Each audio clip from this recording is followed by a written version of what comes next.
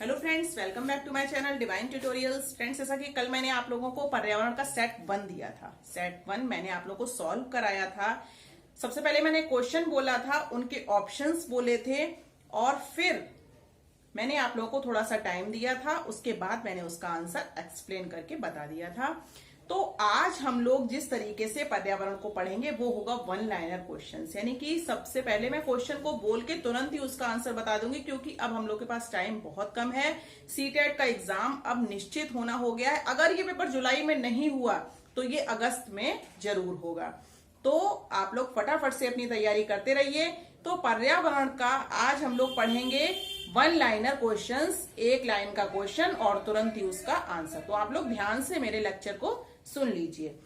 तो सबसे पहला इसमें देखिए दिया गया है एनवायरनर शब्द लिया गया है। एनवायरनर, एनवायरनर जैसा कि लिखा हुआ ऐसे होता है, हिंदी में लिखा हुआ होगा तो एनवायरनर, ठीक है। और ये जो है वो किससे बना होता है? एनवायरमेंटल से। एनवायरमेंटल को क्या कहते हैं? पर्यावरण।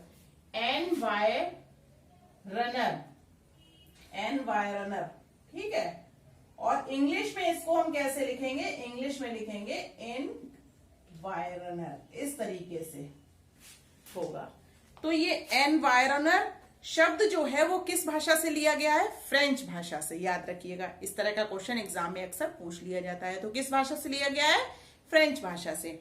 अब देखिए फिर दिया गया है इसमें ताप, मृदा, प्रकाश पर्यावरण के किस घटक के अंतर्गत आते हैं? मतलब ताप, मृदा, प्रकाश पर्यावरण के, फिर डैश दिया गया है, फिर लिखा है घटक के अंतर्गत आते हैं। तो किस घटक के अंतर्गत आते हैं? भौतिक घटक के अंतर्गत आते हैं।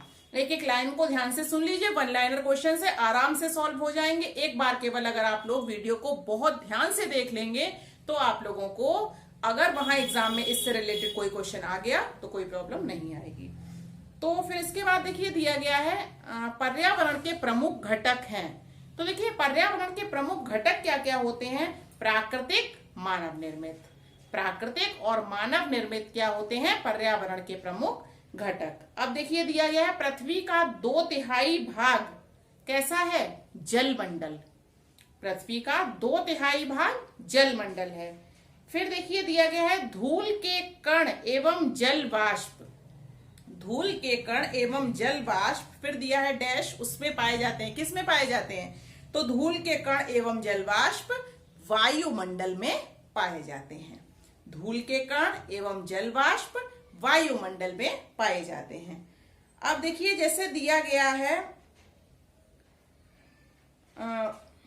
वे जीव जो मृत शरीर के कार्बनिक पदार्थों को साधारण भौतिक तत्वों में अपघटित कर देते हैं, वे कहलाते हैं। वे जीव जो मृत शरीर के कार्बनिक पदार्थों को साधारण भौतिक तत्वों में अपघटित कर देते हैं, वो क्या कहलाते हैं? वो अपघटक कहलाते हैं, ठीक है। इसके बाद देखिए जैसे दिया गया है अंतरराष्ट्रीय स्तर पर मानव पर्यावरण पर सबसे पहला सम्मेलन हुआ था। ध्यान से सुनिए मैं क्या बोल रही हूं। अंतरराष्ट्रीय स्तर पर मानव पर्यावरण का सबसे पहला सम्मेलन कब हुआ था? 1972 में। फिर देखिए दिया गया है यानी एजेंडा 21, सुना होगा आप लोगों ने, एजेंडा 21 जारी किया गया था। तो एजेंडा 21 जारी किया गया था कब? 1992 में, 1992 में एजेंडा 21 जारी किया गया था। फिर देखिए दिया गया है चिपको आंदोलन की शुरुआत हुई। चिपको आंदोलन की शुरुआत कब हुई थी? तो ये हुई थी 1973 में। अच्छा, अब हम लोग थोड़ा रिवीजन के तौर पर ये, अब यहां पर डेट आई है 1973। तो अगर आप लोगों ने कल वाला वीडियो देखा होगा तो मुझे 1973 की एक बात और बता दीजिए, अगर आप लोगों को याद हो तो। और नहीं याद है तो उस वीडियो को ध्यान से देखिएगा, क्योंकि एक एक सन में जैसे जैसे सन आती जाती है, अगर उस सन में कोई घटना घटित होती है कोई भी, तो वो हमें याद आ जाती है। तो जैसे यहाँ 1973 आया तो 1973 में क्या हुआ था? टाइगर प्रोजेक्ट प्रणाली की शुरुआत हुई थी। कल मैंने आप लोगों को ये बताया था, 1973 में टाइगर प्रोजेक्ट प्रणाली की शुरुआत हुई थी, यानी कि प्रारंभ हुआ था। तो आज यहाँ पर क्या आया है, 1973 में चिपको आंदोलन की शुरुआत हुई।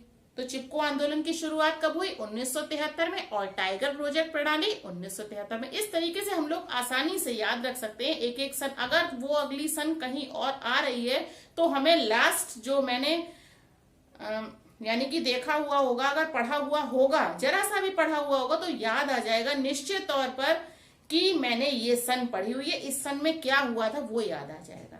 इसलिए पढ़ाई को निरंतर जारी रखिए, कहीं पर भी रोकिए मत, किसी भी अफवाह में मत आइए कि सीटेट का पेपर नहीं होगा। कोई भी पेपर अगर नहीं भी होगा तो भी कोई बात नहीं, क्योंकि पढ़ाई अगर कर लेंगे तो वो हमारे पास से चली नहीं जाएगी। अगर पढ़ाई कर लेंगे तो वो आगे जब भी पेपर होगा वो हमारे काम आएगी। तो देखिए जैसा यहाँ पर दिया गया है, बाबा आमटे और मेधा पाटेकर, ये दोनों नाम आप लोगों ने सुने होंगे। बाबा आमटे और मेधा पाटेकर ये किस आंदोलन से संबंधित हैं? अगर आप लोगों ने पढ़ा होगा तो याद होगा, क्योंकि मैंने कई बार अपने वीडियो में बताया भी हुआ है बाबा आमटे और मेधा पाटेकर के बारे में। तो फ्रेंड्स, अगर आप लोगों ने वीडियो ना देखे हो मेरे, तो मेरे चैनल पर जाकर मेरी वीडियोस को वॉच कीजिए। तो देखिए ये दोनों जो थे वो किससे संबंधित थे? नर्मदा बचाओ आंदोलन। मैंने बताया हुआ है नर्मदा बचाओ आंदोलन से दोनों ही संबंधित थे, और दोनों किससे संबंधित थे? पर्यावरण के मुद्दे से संबंधित थे। अब देखिए जैसे दिया गया है, राजीव गांधी पर्यावरण पुरस्कार दिया जाता है किस क्षेत्र में? राजीव गांधी पर्यावरण पुरस्कार किस क्षेत्र में दिया जाता है? तो ये दिया जाता है पर्यावरण के क्षेत्र में अतुलनीय योगदान के लिए औद्योगिक संस्था को। पर्यावरण के क्षेत्र में अतुलनीय योगदान के लिए औद्योगिक संस्था को क्या दिया जाता है? राजीव गांधी पर्यावरण पुरस्कार। अब जैसे दिया गया है सर्वाधिक उत्पादक पारिस्थितिक तंत्र है, सर्वाधिक उत्पादक पारिस्थितिक तंत्र है, तो वो है उष्ण कटिबंधीय वर्षावन। उष्ण कटिबंधीय वर्षावन सर्वाधिक उत्पादक पारिस्थितिक तंत्र है। फिर जैसे दिया गया है, खाद्य श्रृंखला के परस्पर समूह को क्या कहा जाता है? इसी तरह के क्वेश्चन एग्जाम में पूछ लिए जाते हैं। तो देखिए क्या पूछा गया है, खाद्य श्रृंखला के परस्पर समूह को क्या कहा जाता है? तो इसको कहा जाता है खाद्य जगत। खाद्य जगत कहा जाता है खाद्य श्रृंखला के परस्पर समूह को। फिर देखिए दिया गया है जैविक पर्यावरण में शामिल है। तो जैविक पर्यावरण में क्या क्या शामिल होता है? उत्पादक, उपभोक्ता, अपघटक। उत्पादक, उपभोक्ता और अपघटक जैविक पर्यावरण में शामिल हैं। अब देखिए ये सीटेट का क्वेश्चन है। तो सीटेट में जैसे किस तरह से क्वेश्चन पूछा जाता है, एक अध्यापक मेधा पाटेकर व अमृता देवी बिश्नोई के योगदान पर बोल रहा है, क्योंकि मेधा पाटेकर और देवी बिश्नोई यानी अमृता देवी बिश्नोई के योगदान पर बोल रहा है, क्योंकि दोनों के आंदोलन किसके मुद्दे पर हैं? पर्यावरणीय मुद्दे पर हैं। दोनों के आंदोलन पर्यावरणीय मुद्दे पर हैं। अब देखिए सन 1992 में पर्यावरण सुरक्षा से संबंधित प्रथम पृथ्वी सम्मेलन कब हुआ? अब यहाँ पर बात आ जाती है प्रथम पृथ्वी सम्मेलन की। तो प्रथम पृथ्वी सम्मेलन जो है वो किस शहर में हुआ था? रियो डी जेनेरियो में। कब हुआ था? 1992 में। 1992 में प्रथम पृथ्वी सम्मेलन कहां पर हुआ था? रियो डी जेनेरियो में। अच्छा, अब देखिए यदि एक मेढक एक टिड्डे को खाता है तो ऊर्जा का स्थानांतरण होगा। इसी तरह के क्वेश्चन एग्जाम में जरूर पूछे जाते हैं, चाहे तो कोई भी क्वेश्चन पेपर उठाकर देख लीजिए। तो यदि एक मेढक एक टिड्डे को खाता है तो ऊर्जा का स्थानांतरण होगा किस ओर? प्राथमिक उपभोक्ता से द्वितीयक उपभोक्ता को। मेढक अगर एक टिड्डे को खाता है तो ऊर्जा का स्थानांतरण किस ओर होगा? तो वो होगा प्राथमिक उपभोक्ता से द्वितीयक उपभोक्ता को। अब देखिए द्वितीय श्रेणी उपभोक्ता है। द्वितीय श्रेणी उपभोक्ता क्या है? शेर। शेर कैसा होता है? मांसाहारी, तो वो द्वितीय श्रेणी उपभोक्ता हो गया। अब देखिए पर्यावरण अध्ययन का घटक नहीं है। पर्यावरण अध्ययन का घटक नहीं है सौर मंडल। सौर मंडल जो है वो पर्यावरण अध्ययन का घटक नहीं है। चिपको आंदोलन के प्रणेता पता है आप लोगों को?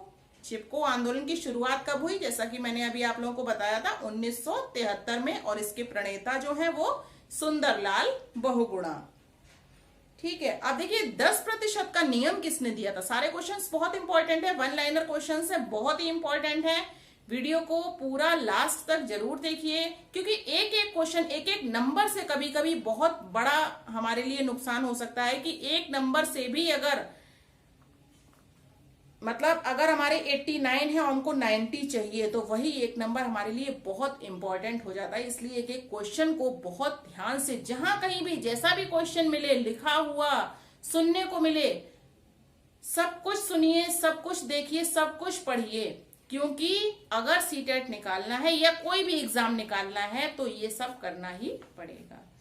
तो देखिए 10% का नियम किसने दिया था? लिंडमैन ने। किसने दिया था? लिंडमैन। तो पर्यावरण दिवस मनाया जाता है 5 जून को। जैसा कि आज 21 जून है तो आज क्या है? आज इंटरनेशनल योगा डे है, आज योग दिवस है। ये योग दिवस 21 जून को हर साल मनाया जाता है।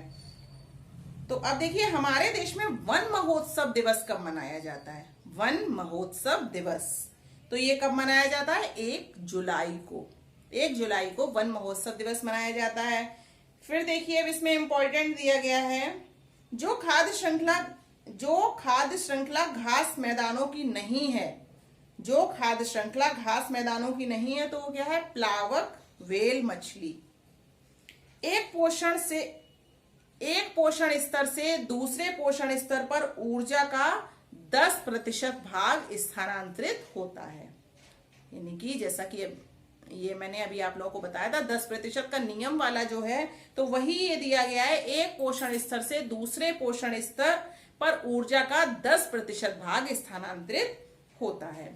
तो इस तरीके के वन लाइनर क्वेश्चंस अगर आप लोगों को और चाहिए तो आप लोग मुझे कमेंट बॉक्स में कमेंट कीजिए, मैं और आप लोगों के लिए वन लाइनर क्वेश्चंस लेकर आऊंगी। और इसी तरह के हर सब्जेक्ट के वन लाइनर क्वेश्चंस और ऑब्जेक्टिव टाइप क्वेश्चंस जैसे आप लोग बताएंगे, जिस तरह से आप लोग बताएंगे उसी तरह से मैं आप लोगों के लिए लेकर आ जाऊंगी। तो फ्रेंड्स, आप लोग हमारे चैनल को सब्सक्राइब करके बेल आइकन को प्रेस कीजिए और पढ़ने में शीघ्रता दिखाइए, पढ़ते रहिए, पढ़ाई को रोकिए नहीं कहीं पर भी, क्योंकि पढ़ाई को रोकने से आगे जब भी एग्जाम होगा तब तुरंत पढ़ने से कुछ नहीं होने वाला है। इसलिए अभी से पढ़ते रहिए, पढ़ाई पर स्टॉप नहीं लगाना है। मैं फिर से बार बार कह रही हूँ कि पढ़ाई को रोकना नहीं है। ये मानकर नहीं चलना है कि जुलाई में एग्जाम नहीं होगा तो अब हमको पढ़ाई रोक देनी है या जब भी एग्जाम होगा तब पढ़ लेंगे, ऐसा नहीं है। अगर अभी से थोड़ा थोड़ा स्टडी होती रहेगी हमारी तो भी हम अच्छे मार्क्स गेन कर सकते हैं। तो फिर मिलते हैं अगले एपिसोड में किसी और टॉपिक के साथ। तब तक के लिए थैंक यू।